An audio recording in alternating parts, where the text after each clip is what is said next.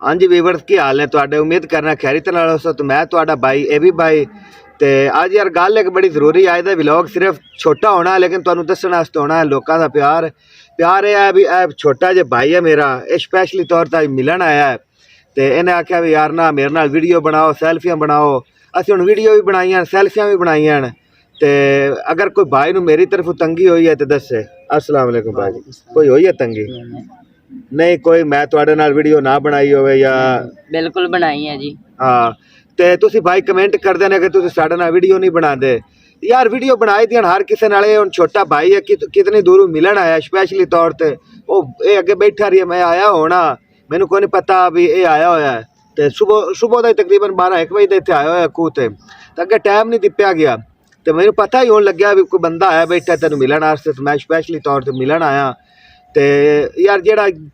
शौक ने मिलन आवे ना तो उन्होंने बंदे नूं प्यार ना मिलना चाहिए। आप कभी ठोकनी भी खाई आ भाई सामने बैठन गवाह बैठन अगर इन्हों तरह वीडियो नहीं बनाई है या सैल्फियां नहीं छिकियां तो मोड़े दसन तो गलत कमेंट ना किते करो। तो ये नहीं भी कोई अगर यूट्यूबर थोड़ा जिहा वड्डा हो जाए या टिकटॉकर या आप इंस्टाग्राम वाले कर जिंदी थोड़ी वायरल होनी शुरू हो जाए वो दुनिया नूं भुल जाए दुनिया नहीं भुली दोंदा। असी कभी छोटे यूट्यूबर है हुण वड्डे हो गए असी उतने वड्डे नहीं होए हैं लेकिन जितना एक साडा जिहड़ा है ना हो सकदा असी करने हैं लोगों नाल प्यार मुहब्बत करना वीडियो पाए दी डेली तौर पर कोई साडी वजह तो वायरल हो जाए। सानू किसी ने वायरल किया समझ लगी ना सानू किसी भी नहीं वायरल किया लेकिन साडा एक शौक है भी जो साढ़े को वीडियो बनावन आवे उन्हें वीडियो पाओ। ये हर यूट्यूबर का काम है कोई असल इवें होना चाहिए कि कोई छोटा यूट्यूबर मतलब आवे उन्हें बुआओ पिवाओ खुआओ मतलब उहदी जितनी एक रिस्पैक्ट होंदी है ना तुसी करो ठीक है। तो ये हुण भाई इतनी दूरों आए मैं आख्या भी क्यों आप एक वीडियो मेरे अकाउंट से भी छड़ दई इन्हां दे अकाउंट से तो 25-30 वीडियो बनाई लेकिन ये मैं आख्या भी एक मैं भी दस लवां बे दुनिया प्यार करती है तो उन्हें प्यार का जवाब प्यार नाल ही मिलता है। वो ईंट का जवाब पत्थर नाल नहीं है ये ईंट का जवाब जिहड़ा ना फुल्लां नाल असीं दिंदे हैं ठीक है। मेरा भाई जो भी आवे वीडियो बनाइया करो वड्डे यूट्यूबर जिहड़ा है ना रब तुहानू इतनी जिहड़ा ना मतलब तुसां हिम्मत की रब तुहाडी मेहनत का फल दिता तुसीं इतने वड्डे यूट्यूबर मिलिया ने तुहाडे लाइक जदों तुसीं पहुँच जांदे ने तुसीं दसदे ही नहीं भी साडा घर का पता की है।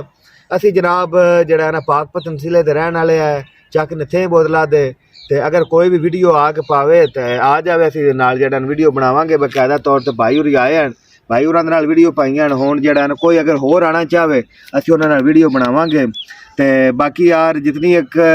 दिलों हो के सपोर्ट असीं कर सकने असीं करांगे। तो बाकी भाई जे जो जो साडे कोल हुंदा है वो अपना नसीब लैके हुंदा है